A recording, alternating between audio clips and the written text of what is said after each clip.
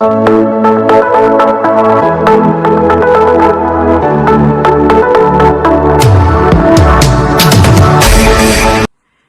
good morning, extraordinary people. It's me, Debbie. I'm grateful to be back, and I hope everyone are doing great. Today, my sharing will be taken from Acts chapter 16, verse 25 to 26, and I will be reading from New Living Translation Bible. This is what the Bible said. Around midnight, Paul and Silas were praying and singing hymns to God, and the other prisoners were listening. Suddenly, there was a massive earthquake, and the prison was shaken to its foundations. All the doors immediately flew open, and the chains of every prisoner fell off. We just heard the testimony from the Bible that Paul and Silas were in the prison, and they were not just in the prison, but they were chained in the prisons. And what happened when they were in the prison? They sing hymn, they pray to the Lord, they bring the glory, they worship God in the middle of the struggle that they're facing, in the middle of the suffering, in the middle of the problem that they have. They praise God, they sing hymn, and then the power of God were being manifested in the prison. All the doors all of a sudden flew open because of the massive earthquake, and the chains of every prisoner fell off. Who can do such a thing? It is only God alone that can do such a thing.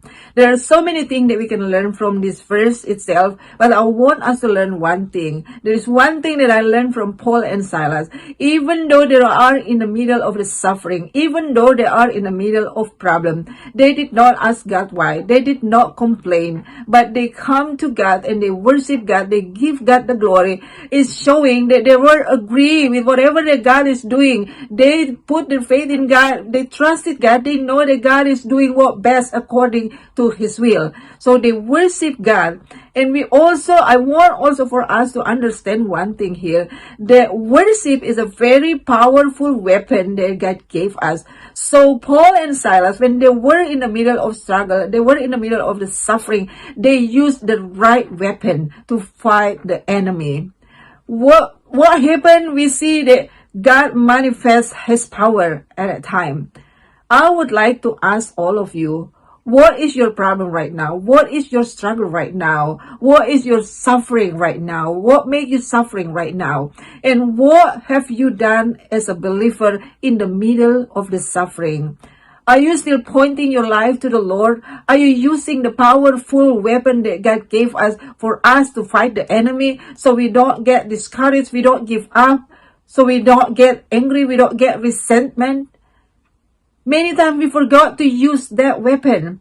We forgot to worship God. Sometimes we underestimate about what worship is all about. But today we learn one thing. The worship is a very powerful weapon that God gave us. So if you are going to fight the enemy, don't fight without weapon in your hand. Use this powerful weapon. Use this worship. Worship the Lord. Doesn't matter what our situation is. Doesn't matter what struggle, what suffering that we are going through.